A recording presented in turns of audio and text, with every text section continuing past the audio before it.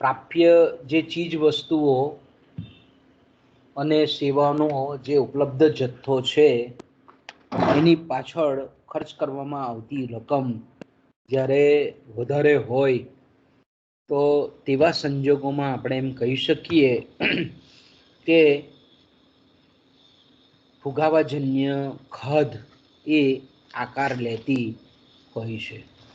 Okay, હવે આજે આપણે નવા ટોપિક પર જઈએ અને પરીક્ષાની દ્રષ્ટિએ ખૂબ મહત્વનો ટોપિક છે કે ફુગાવાની અસરો. બરાબર, પરીક્ષામાં આપણે પૂછાય છે મોટે ભાગે કે ભાઈ ફુગાવો એટલે શું, ફુગાવાની અસરોને વિગતે સમજાવો. ઓકે, પરીક્ષાની દ્રષ્ટિએ પણ ખૂબ મહત્વનો પ્રશ્ન છે. તો આપણે જાણીએ છીએ તે પ્રમાણે કે ફુગાવો એક એવી પરિસ્થિતિ છે કે જેમાં અર્થતંત્રમાં જે કુલ વસ્તુઓનું ઉત્પાદન છે, કુલ પુરવઠો છે, એના કરતાં પ્રવર્તમાન ભાવ સપાટીએ એની કુલ માંગ એ વધારે હોય છે. અને એને લીધે આપણે જાણીએ છીએ તે પ્રમાણે કે એની સીધી અસર એ અર્થતંત્રની સામાન્ય ભાવ સપાટી પર થતી જોવા મળે છે.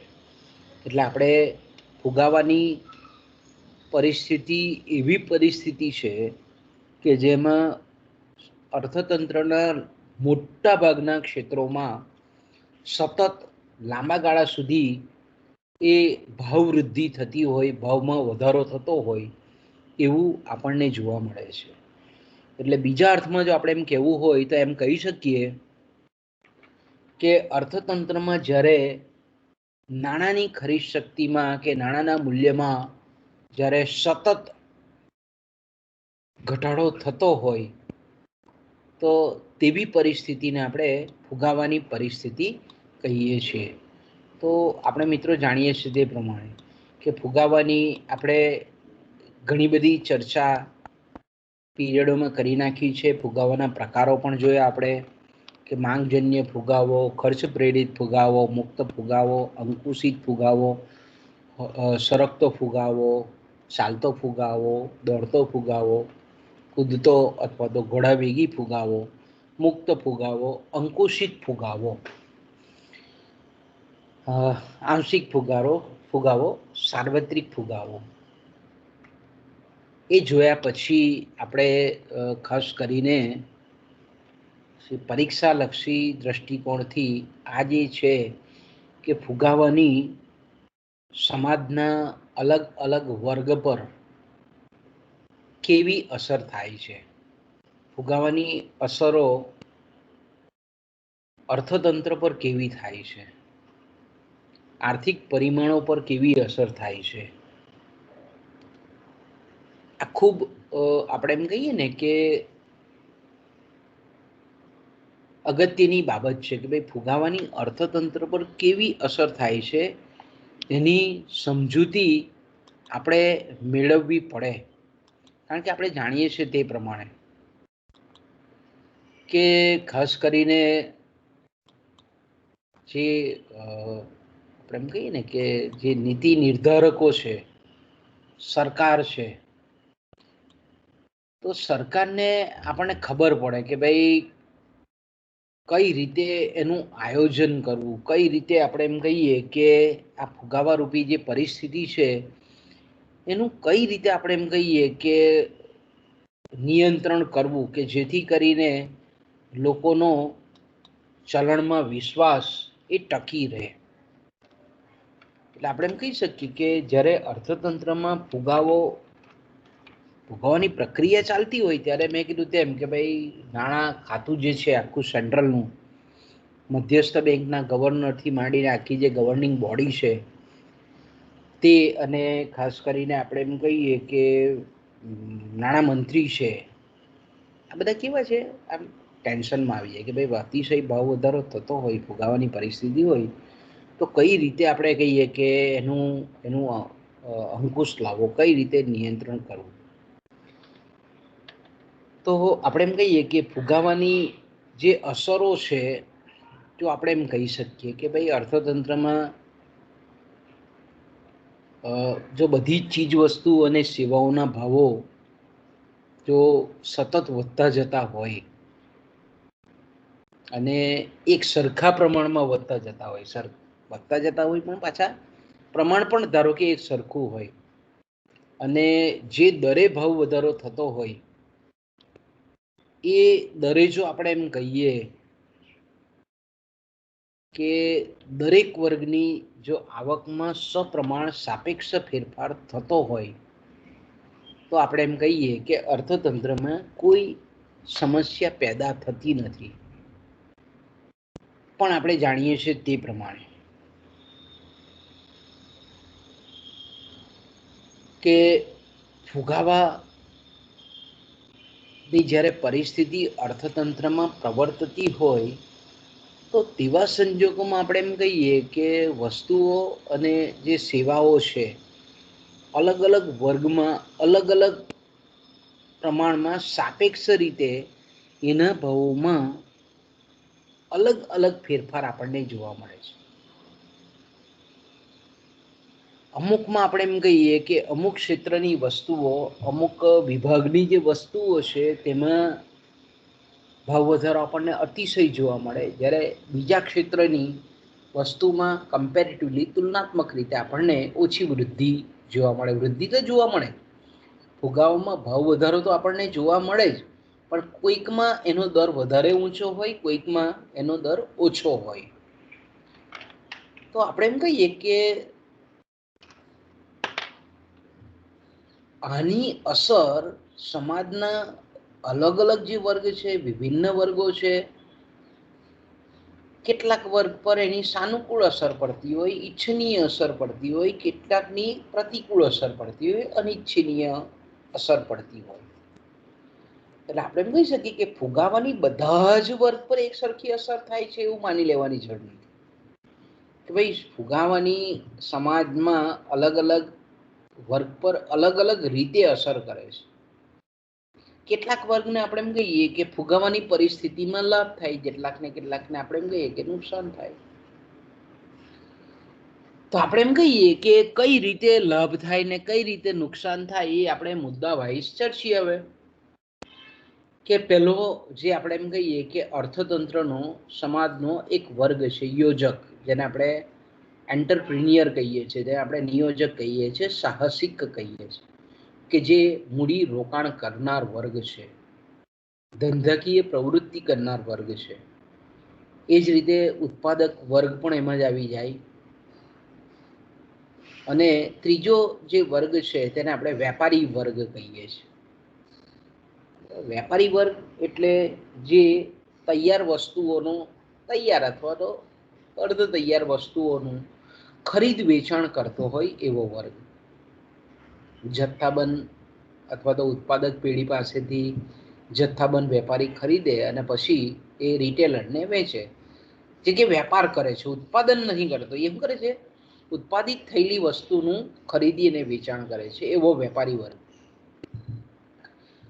તો હવે આ જે વર્ગ છે, જો અર્થતંત્રમાં મેં કીધું તેમ કે ફુગાવાની પરિસ્થિતિ પ્રવર્તતી હોય, એટલે કે ભાવો જો આપણે એમ કહીએ કે અર્થતંત્રમાં ઊંચા જતા હોય, બરાબર, ભાવ સપાટી ઊંચી જતી હોય, તો આ જે યોજક વર્ગ છે, ઉત્પાદક વર્ગ છે, વેપારી વર્ગ છે, તેને લાભ થાય છે, અણધાર્યો લાભ થઈ જાય. કેમ કે કારણ કે આપણે જાણીએ છીએ તેમાં ઘણા બધા વેપારીઓ આપણે જોઈએ છે કે ભાઈ એના વેપારીઓના જે ગોડાઉનમાં જોઈએ, દાખલા કે કાપડનો વેપારી હોય તો વેપારી એટલે આપણે કહીએ કે ધંધાકીય માનસ ધરાવનાર વ્યક્તિ હોય, એટલે એ જાણતો હોય કે જ્યારે ભાવ ઓછા હોય ત્યારે એમ કરે છે વસ્તુનો સ્ટોક કરી લે. એ જ રીતે ઉત્પાદકો પણ એવું છે, યોજકો પણ એવા છે કે ભાઈ જ્યારે પણ કાચો માલ સામાન કે અમુક એને જે ઉત્પાદનની પ્રવૃત્તિમાં જે આવશ્યક વસ્તુઓ છે એના ભાવ જ્યારે નીચા હોય ત્યારે બલ્કમાં ખરીદે, જથ્થામાં ખરીદે. હવે આપણે જાણીએ છીએ તે પ્રમાણે કે અર્થતંત્રમાં આ જે વર્ગ છે તે વર્ગ કેવો છે? એ હંમેશા સ્ટોક રાખે વસ્તુનો.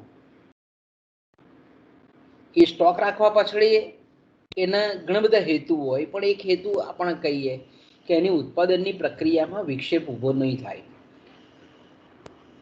ઘણા વેપારી વર્ગ આપણે જાણીએ છીએ તે પ્રમાણે કે ભાઈ ભવિષ્યમાં ભાવ ઊંચા જશે ત્યારે આપણે ઊંચી કિંમતે વેચીશું, નફો કમાઈશું. એટલા માટે વેપારીઓ શું કરે છે? નીચા ભાવે ખરીદી કરી લે. અને જો અર્થતંત્રમાં ફુગાવાજન્ય પરિસ્થિતિ પ્રવર્તતી હોય તો આપણે એમ કહીએ કે જે વસ્તુ એણે 10 રૂપિયામાં લીધેલી હોય એ 50 રૂપિયાના ભાવે વેચાતી હોય. બરાબર છે? આ વર્ગને કેવું થાય છે? કોઈ જાતના વિશેષ પ્રયત્ન કર્યા વગર બજારમાં ભાવ આપણે ચાલે. અત્યારે ખેડૂત વર્ગ જોઈએ છે આપણે, બરાબર, કે જે ટમેટા બનાવનાર ખેડૂતો છે, બજારમાં 80 રૂપિયા ભાવ ચાલે છે. એને ખબર નહીં હતી કે ભાઈ આવા ભાવો અત્યારે ભાવ આટલો બધો વધારો આ વસ્તુમાં થશે. એટલે આપણે એમ કહી શકીએ કે ઓછા ભાવે ખરીદેલી વસ્તુ ફુગાવા સમય દરમિયાન ઊંચા ભાવે વેચાય એટલે આપણે એમ કહીએ કે એને અણધાર્યો લાભ મળે, જબરજસ્ત નફો મળે, જબરજસ્ત પ્રોફિટ મળે. જો એની પાસે આપણે એમ કહીએ કે નીચા ઉત્પાદન ખર્ચવાળું, ઓછા ઉત્પાદન ખર્ચવાળું જો ઉત્પાદન પહેલેથી જ જો પડેલું હોય તો આ ઉત્પાદનના ખૂબ ઊંચા ભાવો મળે. આપણે જાણીએ છીએ તે પ્રમાણે કે અર્થતંત્રમાં જ્યારે ફુગાવાની શરૂઆત હોય ત્યારે ઉત્પાદનના સાધનોના ભાવ તો વધતા હોય, વેતન દર વધે, વ્યાજ દર વધે, ભાડું વધે, પણ આપણે જાણીએ છીએ તે પ્રમાણે કે વેતનો છે, મૂડી પરનું વ્યાજ છે, જમીનનું ભાડું છે, પ્લાન્ટના મકાનનું ભાડું છે, આ બધું કેવું છે? કરાર આધારિત હોય, કોન્ટ્રાક્ટ બેઝ હોય. આપણે એમ કહીએ ને કે ભાઈ મોટે ભાગે શ્રમિકો કામ કરતા હોય તો એનું વેતન નક્કી હોય કે ભાઈ તને 10,000 રૂપિયા પગાર આપવો, કરાર આધારિત, કોન્ટ્રાક્ટ આધારિત. બેંકમાંથી લોન લીધેલી હોય તો આપણે જાણીએ છીએ કે ભાઈ 10% વ્યાજનો દર ધારો કે નક્કી હોય તો એ કેવું હોય છે? કોન્ટ્રાક્ટ બેઝ હોય છે કે ભાઈ 20 વર્ષની તમે લોન લીધી તો તમે 10% પ્રમાણે તમારે વ્યાજ ચૂકવવાનું છે. એ જ રીતે કોઈ પણ આર્થિક કે ઔદ્યોગિક પ્રવૃત્તિ કરવા માટે, ઉત્પાદકીય પ્રવૃત્તિ કરવા માટે જમીન ભાડે લીધેલી હોય કે કોઈક મકાન ભાડે લીધેલું હોય તો અહીંયા બી કરાર હોય કે ભાઈ વર્ષનું તારે 5,000 રૂપિયા પ્રમાણે ભાડું આપી દેવાનું. તો હવે આપણે એમ કહીએ કે આ જે કરાર આધારિત જે આપણે એમ કહીએ કે ઉત્પાદકીય વસ્તુઓના ભાવો છે એમાં તરત વધારો થતો નથી, પણ ઉત્પાદકો જે વસ્તુ બનાવે છે અને એ જે બજારમાં વેચે છે એના જબરજસ્ત ફુગાવાને લીધે ભાવ વધતા હોય છે. એટલે ઉત્પાદન ખર્ચ નથી વધતો, પણ એ જે તૈયાર વસ્તુ ઉત્પાદનના સાધનો કરે છે તેના ભાવ બજારમાં, માર્કેટમાં ખૂબ ઊંચા મળે. એટલે આપણે એમ કહીએ કે એટલા ને એટલા ઉત્પાદન ખર્ચે નફાનો ગાળો વધી જાય. એ લોકોનો પ્રોફિટ ઓફ માર્જિન છે તે કેવું થઈ જાય? વધી જાય. હા, પણ આપણે એમ કહીએ કે આ પરિસ્થિતિ આપણે એમ કહીએ કે 1 વર્ષ, 1.5 વર્ષ, 2 વર્ષ થાય પછી શું કરે છે? ઉત્પાદનના સાધનો પોતાના વેતન વધારાની માંગણી કરે કે ભાઈ 10,000 રૂપિયા પગાર મને પોસાય એવો નથી, કારણ કે બજારમાં ખૂબ મોંઘવારી છે. મોંઘવારી એટલે ફુગાવો છે. તો હવે આપણે એમ કહીએ કે અમુક સમયાંતરે 1 વર્ષ, 2 વર્ષ પછી જે ઉત્પાદનના સાધનો છે, આવો યોજક વર્ગ છે, ઉત્પાદકો છે, વેપારી વર્ગ છે, તેણે શું કરવું પડે? જે ઉત્પાદનના સાધનોના વળતરના દરો છે એ વધારવા પડે. પણ આ જે સમયગાળો છે કે ઉત્પાદનના સાધનોના વળતરનો દર, વેતન દર, ભાડાનો દર, વ્યાજનો દર આજે વધારવાનો છે એટલા સમય પૂરતો આપણે એમ કહીએ કે આ યોજક વર્ગને ફાયદો થાય, ઉત્પાદકોને ફાયદો થાય.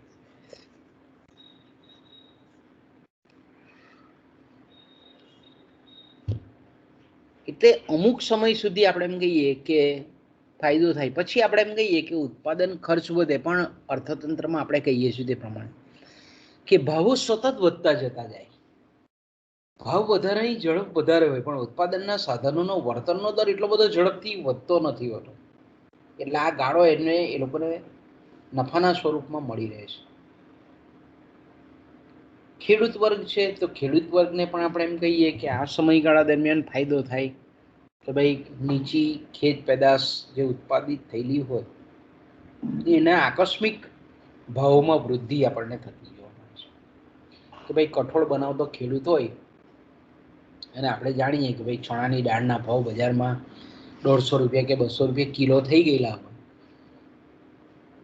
તો આપણે જાણીએ છીએ કે ખેડૂત વર્ગને આજે ચણાનું ઉત્પાદન, એમાંથી દાળ પડાવવાનો એનો ખર્ચ જો નીચો લાગ્યો હોય, પણ ભાવ જો વધી ગયેલા હોય તો આ ફાયદો એને થાય. આપણે ઘણા એવા ખેડૂતો જોઈએ છે.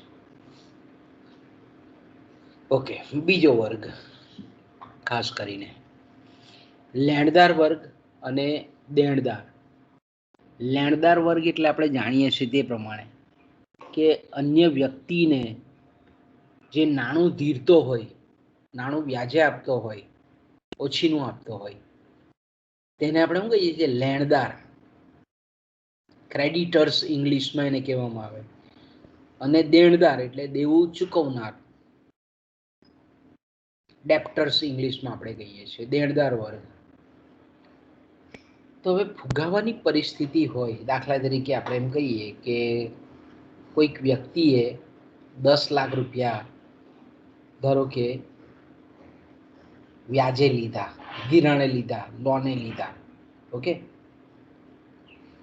તો ત્યારે દાખલા તરીકે અર્થતંત્રમાં ફુગાવાની પરિસ્થિતિ નથી, બરાબર છે. જ્યારે આપણે એમ કહીએ કે કોઈ વ્યક્તિએ કે કોઈ કુટુંબે 10 લાખ રૂપિયાની લોન લીધી, ધિરાણ લીધું, અને અર્થતંત્રમાં ધારો કે આવો ફુગાવાની પરિસ્થિતિ નથી, ઓકે. તો હવે આપણે એમ કહીએ કે તે વખતે ભાવ વધારો નથી, ફુગાવો નથી. એનો મતલબ શું થાય કે જ્યારે એણે ધિરાણ લીધું, જ્યારે એણે દેવું ઊભું કર્યું, દેવાની જવાબદારી પોતાના માથે લીધી, ત્યારે આપણે એમ કહીએ કે 10 લાખ રૂપિયાની ખરીદ શક્તિ ઊંચી હતી, વધારે હતી. કારણ કે ભાવ સપાટી ઊંચી નથી, એટલે નાણાંનું મૂલ્ય કે નાણાંની ખરીદ શક્તિ એ વધારે હતી. ઓકે, હવે આપણે એમ કહીએ કે એણે 10 લાખ રૂપિયા જે ધિરાણે લીધેલા છે એણે 5 વર્ષ પછી આપવાના છે. કે ધારો કે 2015માં વર્ષ 2015માં કોઈક વ્યક્તિએ આ રીતે મેં કીધું તેમ કે 10 લાખ રૂપિયા લીધા અને તે વખતે ફુગાવો નહીં હતો, પણ ધારો કે 2020માં એને ચૂકવવાના છે અને 2020માં આપણે એમ કહીએ કે ફુગાવાની પરિસ્થિતિ છે, ઓકે. તો હવે આપણે જાણીએ છીએ કે જ્યારે એણે દેવું પાછું આપવાનું છે, પરત આપવાનું છે લેણદારને, તો અત્યારે જાણીએ છીએ કે ભાઈ ફુગાવાની પરિસ્થિતિ છે, એટલે ભાવ સપાટી ઊંચી છે. ભાવ સપાટી ઊંચી છે એટલે જે 5 વર્ષ પહેલા એણે જે 10 લાખ રૂપિયા લીધેલા હતા એની ખરીદ શક્તિ 5 વર્ષ પહેલા જેટલી હતી તેના કરતાં અત્યારે એની ખરીદ શક્તિ એ 10 લાખ રૂપિયાની ઘણી બધી ઓછી છે. કારણ કે આપણે જાણીએ છીએ તે પ્રમાણે કે નાણાંનું મૂલ્ય અને ભાવ સપાટી વચ્ચે ઉલટો સંબંધ છે કે ભાઈ 5 વર્ષ પહેલા ભાવ સપાટી ઊંચી નહીં હતી, અત્યારે ઊંચી છે, એટલે નાણાંનું મૂલ્ય ઘટી જાય છે. એટલે જે એણે દેવું લીધેલું હતું એનો વાસ્તવિક બોજો એ દેવું જ્યારે એણે પરત કરવાનું છે ત્યારે કેવું થાય છે? ઘટી જાય છે. એટલે દેવાની રકમ એણે જ્યારે ચૂકવવાની છે, દાખલા કે કોઈ ઉત્પાદક હોય તો એણે હવે શું કરવું પડે છે? ઉત્પાદકે ઓછો માલ જતો કરવો પડે દેવા સ્વરૂપમાં. એ જ રીતે જો આપણે એમ કહીએ કે કોઈક શ્રમિક વર્ગ છે અને શ્રમિક વર્ગે એની કંપનીમાંથી કે જ્યાં કામ કરે છે એના શેઠ પાસેથી કે માલિક પાસેથી જો લોન લીધેલી હોય અને ત્યારે જો ફુગાવો નહીં હોય ને પછી જ્યારે દેવું લોન જે લોન કે ધિરાણ કે દેવું કરેલું હોય એને ચૂકવવાનો સમય આવે તો તે સમયે આપણે એમ કહીએ કે પહેલાં કરતાં, કારણ કે ભાવ વધારો થાય એટલે શ્રમિકોનું વેતન પણ વધારવું પડે. એટલે આપણે એમ કહીએ કે એ દેવું ચૂકવવા માટે વેતન દર જ ઓલરેડી વધી ગયો હોય, એટલે એ ઓછા કલાક કામ કરી અને પહેલાં જેટલું વેતન પ્રાપ્ત કરી શકે અને દેવું એના માલિકને ચૂકવી શકે છે.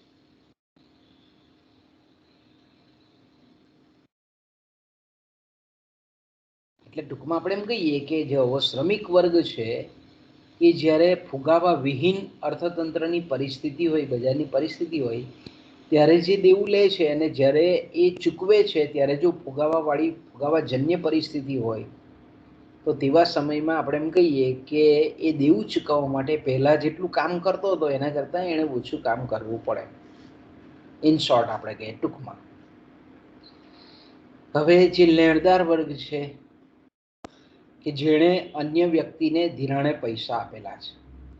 મેં કીધું તેમ કે ભાઈ 2015માં ફુગાવો નથી, ધારો કે વર્ષ 2015માં ફુગાવો નથી, અને મેં કીધું તેમ કે ભાઈ કોઈક વ્યક્તિએ અન્ય વ્યક્તિને 10 લાખ રૂપિયા ઓછીના આપ્યા, ધિરાણે આપ્યા, તો તે ટાઈમે ફુગાવો નહીં હતો, એટલે 10 લાખની ખરીદ શક્તિ 2015માં ઘણી ઊંચી હતી. હવે જ્યારે એણે 5 વર્ષ પછી એટલે કે 2020માં જ્યારે એ પાછું 10 લાખ રૂપિયા એણે પાછા લેવાના છે ત્યારે અહીંયા ભાવ વધારો અતિશય છે અર્થતંત્રમાં. એટલે અત્યારના 10 લાખ રૂપિયાની જે ખરીદ શક્તિ છે તે વખત કરતાં 5 વર્ષ પહેલાં જે હતી તેના કરતાં ઘણી બધી ઓછી છે. એટલે હવે આપણે એમ કહીએ કે એ 5 વર્ષ પહેલાં જે 10 લાખની એ ખરીદી બજારમાં જઈને ખરીદી કરી શકતો તો એટલી વસ્તુઓ અત્યારે ખરીદી શકતો નથી, કારણ કે ખરીદ શક્તિ ઘટી ગઈ છે. એટલા માટે ભાવો ઉત્તરોત્તર વધી ગયા છે. એટલે 10 લાખ રૂપિયા વડે એ પહેલાં જે, કારણ કે એણે પોતાની પાસે હશે પણ અન્યને ધિરાણ આપેલા, એટલે અન્ય લોકો જે છે એને 10 લાખ રૂપિયા ખર્ચીને વધારે વસ્તુ ખરીદતા હતા. હવે જ્યારે એ લોકો જ્યારે લેણદાર વર્ગને જ્યારે પરત કરે છે ત્યારે લેણદાર વર્ગની જે આપણે એમ કહીએ કે નાણાંનું મૂલ્ય એ ઘટી ગયેલું હોવાને લીધે પહેલાં કરતાં વાસ્તવિક ચીજ વસ્તુઓ ઘણા ઓછા પ્રમાણમાં મેળવી શકે છે. એટલે ઇન શોર્ટ આપણે એમ કહીએ કે જે લેણદાર વર્ગ છે એ લેણદાર વર્ગને કોઈ પણ જાતના કારણ વગર, કોઈ જાતની આપણે એમ કહીએ ને કે કારણ વગર ઘણું બધું ગુમાવવાનું રહે છે, જ્યારે દેવાદાર વર્ગ છે તેને આકસ્મિક ફાયદો થઈ જાય આ રીતે ફુગાવાને લીધે. ઓકે, ત્રીજો વર્ગ છે કામદાર વર્ગ. મેં કહ્યું ને કે આમાં સામાન્ય રીતે આપણે એમ કહી શકીએ કે શ્રમિક વર્ગને આપણે બે વિભાગમાં વહેંચી શકીએ.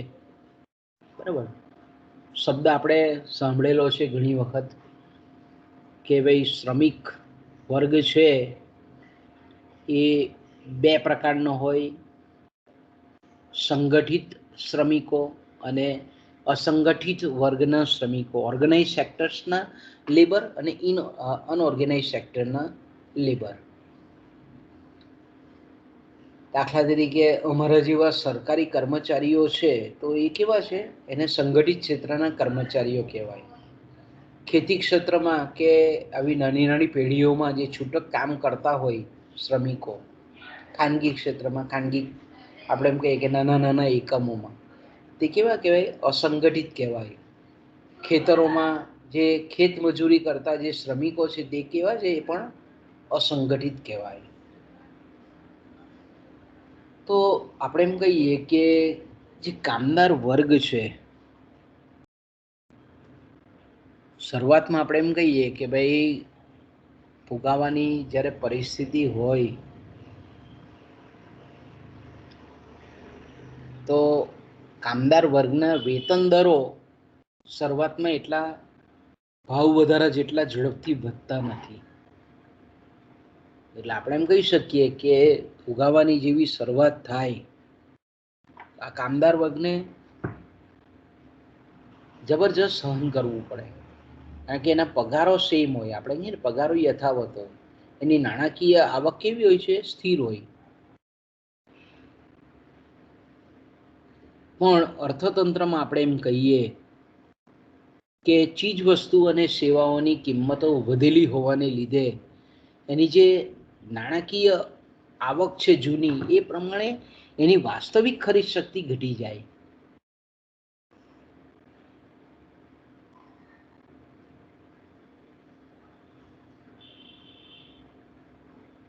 તો તેવા સંજોગોમાં આપણે એમ કહીએ કે આ જે શ્રમિક વર્ગ છે એ શ્રમિક વર્ગની વાસ્તવિક આવકમાં ઘટાડો થતો હોવાથી એને ખૂબ સહન કરવું પડે. કારણ કે આપણે જાણીએ છીએ તે પ્રમાણે કે એના જે વેતન દરો છે અને જે મોંઘવારીના જે દરો છે, મોંઘવારી ભથ્થાના જે દરો છે, તે કેવા છે? કરાર આધારિત હોય કે અમુક વર્ષ પછી જ આપણે એમ કહીએ કે એનો પગાર વધતો હોય. તો તેવા સંજોગોમાં આપણે એમ કહીએ ને કે એની ખરીદ શક્તિ ઘટી જાય. પણ આનાથી ઉલટું વિચારીએ આપણે કે ધારો કે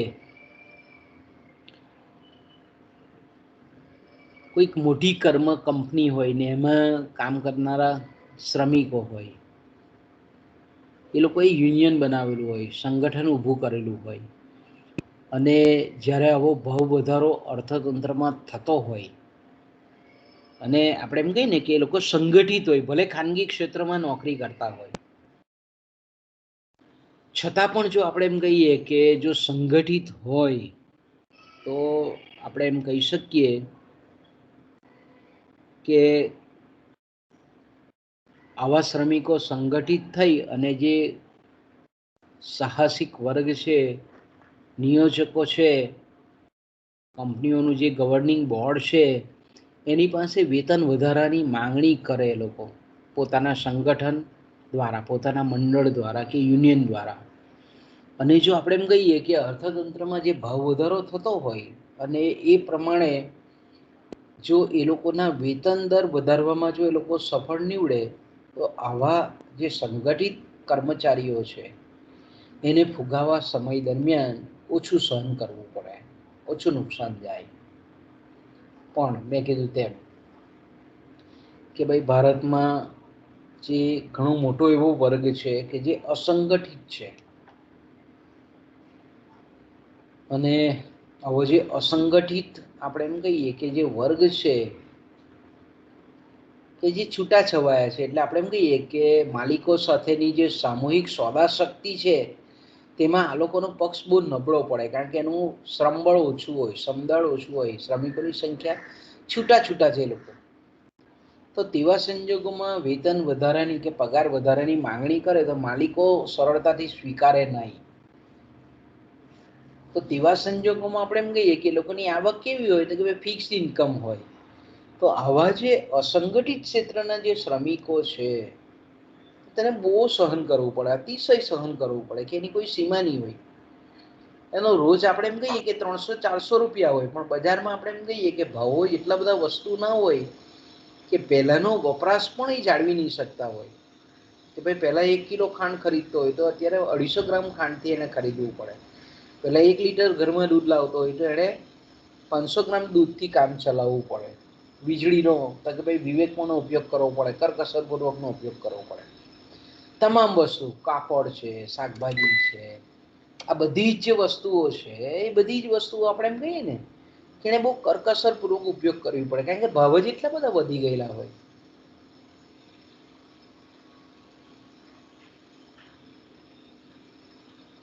જે સરકારી કર્મચારીઓ છે, આપણે એમ કહીએ ને કે ભાઈ સરકારી કે અર્ધ સરકારી કર્મચારીઓ છે, કે ભાઈ એ લોકોના સામાન્ય રીતે અર્થતંત્રમાં જે ભાવાંકની સાથે વેતનના દરો, મોંઘવારીનું ભથ્થું જોડેલું હોય, તો તેવા વર્ગને આપણે એમ કહીએ કે ફુગાવાની પરિસ્થિતિ બહુ નડતરરૂપ નથી લાગતી, કારણ કે ભાવ ભલે વધતા, મોંઘવારી ભલે વધતી, પણ સરકાર આપણે એમ કહીએ કે મોંઘવારી ભથ્થું છોડશે એટલે એને વધેલા ભાવોને પહોંચી વળે. ફુગાવાની આપણે એમ કહીએ કે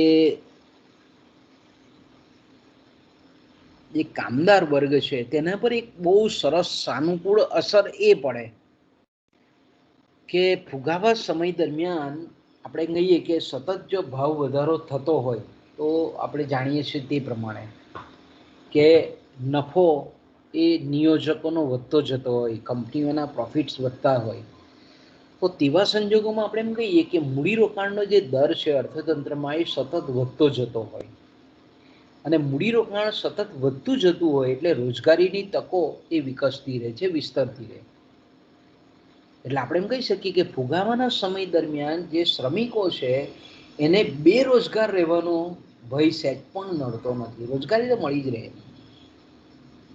એટલે આપણે એમ કહી શકીએ કે મોટામાં મોટું જે આપણે એમ કહીએ કે ફુગાવાનું જો સાનુકૂળ પાછું કામદાર વર્ગ પર હોય તો એને બેરોજગારીનો સામનો નથી કરવો પડતો. એક આપણે એમ કહીએ કે એક સાનુકૂળ અસર આ કામદાર વર્ગ પર આપણને થતી જોવા મળે છે.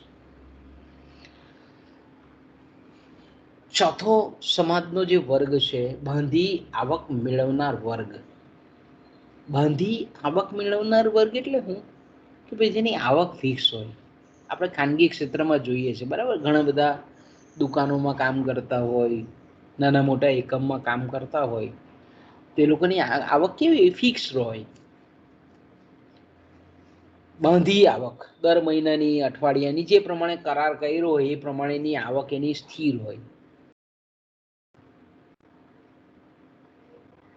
તો હવે આપણે એમ કહીએ કે ભાઈ આવો સમાજનો બહુ મોટો વર્ગ છે, મધ્યમ વર્ગ. ભારતીય સમાજની આપણે વાત કરીએ તો એ સમાજની કરોડરજ્જુ છે. આપણે એમ કહીએ ને કે 10% શ્રીમંત છે, 80% આપણે એમ કહીએ કે 70%, 60-70% જેટલા લોકો એ મધ્યમ વર્ગમાં આવી જતા હોય. તો હવે આ વર્ગ મુખ્યત્વે કેવો છે? નોકરિયાત વર્ગ છે. એ ધંધાદારી નથી, વેપારી વર્ગ નથી, સાહસિક વર્ગ નથી, પણ મોટે ભાગે આપણે એમ કહીએ કે નોકરી કરે છે. અને બધા જ મેં કીધું તેમ કે સરકારી નોકરિયાતો નથી, એ ખાનગી ક્ષેત્રમાં, નાના નાના એકમોમાં, પેઢીઓમાં બધે નોકરી કરતા હોય છે. એને બીજો સૌથી જે સમાજનો આપણે એમ કહીએ કે ગરીબ વર્ગ. તો આપણે એમ કહીએ કે આવો જે વર્ગ છે, મધ્યમ વર્ગ અને ગરીબ વર્ગ પર ફુગાવાની બહુ ખરાબ અસર થાય, માઠી અસર થાય. કારણ કે ફુગાવાને લીધે એનો જે જીવન નિર્વાહનો જે ખર્ચ છે તે વધે છે. ભાવ વધારો થાય એટલે આપણે એમ કહીએ કે જીવન નિર્વાહ ખર્ચ, જીવન નિર્વાહ એટલે જીવન ચલાવવા માટેનો, જીવન રોજબરોજની જે કંઈ પણ જરૂરિયાતો છે એ પૂરી કરવા પાછળનો જે ખર્ચ છે તેને આપણે જીવન નિર્વાહ ખર્ચ કહેવાય છે. તો ફુગાવાને લીધે જીવન નિર્વાહ જ ખર્ચ વધી જાય, પણ સામે પક્ષે આવક જે વધવી જોઈએ તે વધતી નથી. પરિણામે આપણે એમ કહીએ કે એણે જે ભૂતકાળમાં જે બચતો કરેલી હોય તે કેવી થઈ જાય? પોતાનું વર્તમાન જીવન ધોરણને જાળવી રાખવું હોય તો ભૂતકાળમાં એણે જે કંઈ પણ બચતો કરેલી હોય એ ફુગાવાના સમય દરમિયાન પોતાના જીવન ધોરણને ટકાવી રાખવા માટે એણે ખર્ચી નાખવી પડતી હોય છે. અને એમાં પણ આપણે જાણીએ છીએ તે પ્રમાણે કે જો ઘરમાં કોઈ સારો કે માઠો પ્રસંગ આવી ગયો હોય અને અર્થતંત્રમાં જ્યારે ફુગાવાની પરિસ્થિતિ હોય તો ખરેખર એમનું જે આવો વર્ગ છે, બાંધી આવક મેળવનારો વર્ગ, તેનું જીવન ખરેખર આપણે એમ કહીએ કે એકદમ બહુ બહુ વિચિત્ર પરિસ્થિતિમાં એ મુકાઈ જતા હોય. દેવાની એમાં ડૂબવા માંડે ધીરે ધીરે પોતાનું. આપણે એમ કહીએ કે આવા પ્રસંગનું એણે જ્યારે ઉકેલ લાવવાનો હોય, લગ્ન પ્રસંગ હોય કે કંઈક મરણ પ્રસંગ હોય કે અન્ય કોઈક એવો પ્રસંગ આવી જાય તો તે સમયે કેવું થઈ જાય, બહુ ખરાબ કપોડી હાલત થઈ જાય લોકોની. ખાસ કરીને મેં કીધું તેમ કે ભાઈ આવી જ્યારે અતિશય ફુગાવાની પરિસ્થિતિ હોય તો તેવા સંજોગોમાં આપણે જાણીએ છીએ તે પ્રમાણે કે દેવું કરવું પડે એણે. અને ખાસ કરીને આપણે એમ કહીએ કે એ લોકોની પરિસ્થિતિ એવી થાય કે તમાચો ખાઈને પણ ગાલ લાલ રાખવા જેવી પરિસ્થિતિમાં મુકાઈ એ લોકો, કે એક બાજુ સમાજમાં બતાવી બી નહીં શકાય કે અમારી આ પરિસ્થિતિ છે સમાજમાં. કારણ કે સોમાનના આપણે એમ કહીએ ને કે ભોગે એ પોતાનું જીવન ટકાવી રાખવા માટે, જીવન નિર્વાહ ટકાવી રાખવા માટે એ દેવું કરતા હોય છે અને ધીરે ધીરે આપણે જોઈએ છીએ કે પછી એને લીધે સામાજિક કેટલા બધા પ્રશ્નો એને લીધે ઊભા થતા હોય છે. આપણે એમ કહીએ ને કે ભાઈ બહુ વિચિત્ર પરિસ્થિતિ છે, અભિશાપ છે આ વર્ગને, બાંધી મેળવનાર વર્ગને. એની પાસે કોઈ રસ્તો નથી. અને પછી આપણે પેપરોમાં વાંચીએ છીએ, સમાચારોમાં વાંચીએ છીએ કે ઘણી બધી દુર્ઘટનાઓ ખાસ આવા સમયે ફુગાવાજન્ય પરિસ્થિતિ હોય અર્થતંત્રમાં, ત્યારે આપણે ઘણા આવા વર્ગની હાલ જાણીએ, પરિસ્થિતિ જાણીએ છીએ.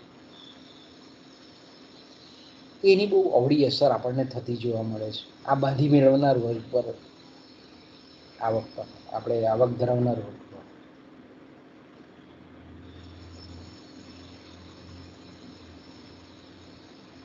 પાંચમું જે પરિબળ છે એ છે વ્યાજદાયી અસ્કયામત ધરાવનાર વર્ગ.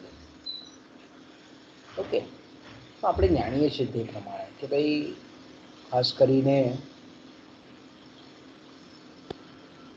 સમાજમાં જે સટ્ટાખોરોનો મતલબ કેવો થાય છે કે ભાઈ શેર બજારમાં આપણે એમ કહીએ ને કે શેર બજારમાં પોતાનું રોકાણ કરતા હોય કે નીચા ભાવે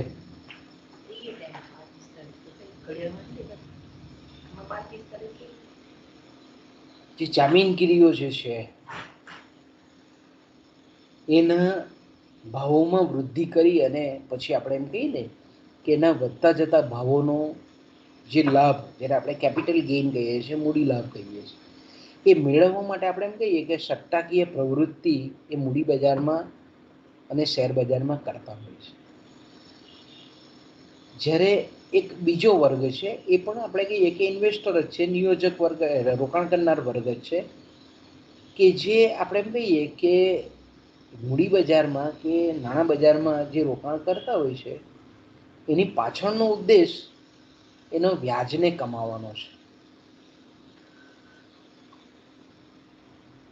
જ્યારે સટ્ટાખોરો જે છે તેનો ઉદ્દેશ કેવો છે કે ભાઈ આજે શેર બજારમાં શેરોના ભાવ છે, અસ્કયામતોના, જામીનગીરીઓના ભાવો છે, એની જે વધઘટ થતી હોય એમાંથી કંઈક માર્જિન મેળવવાનો છે, નફો મેળવવાનો.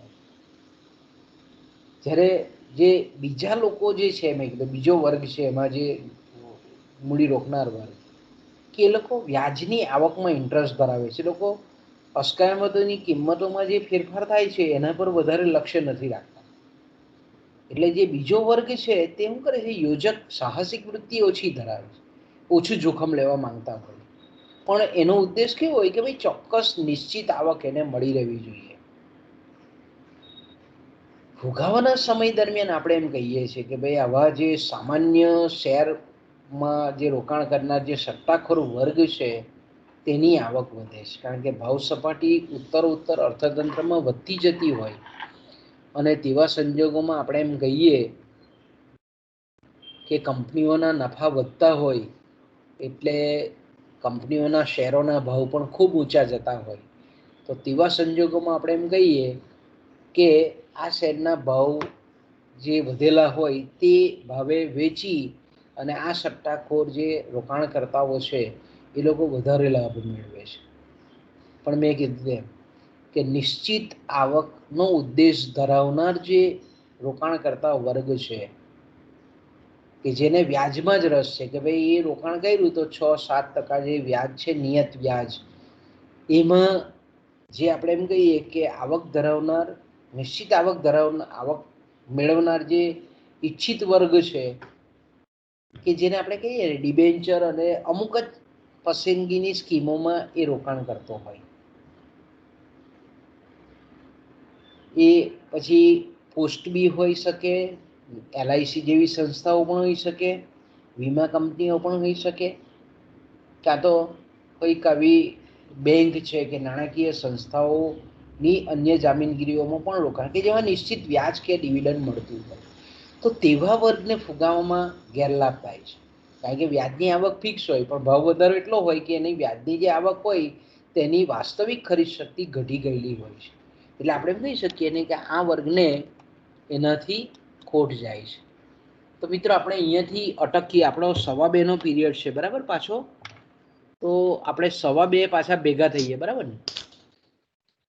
એટલે 2:15 ભાઈ પાછા સંખ્યા રહેજો હા, બહુ ઓછા હોય છે. એટલે અત્યારે અહીંયા અટકીએ, બરાબર? ટીવાય વાળા બાળકો રાહ જોઈ છે એટલા માટે. હા, મને જવાબ આપો કોઈ બાળકો.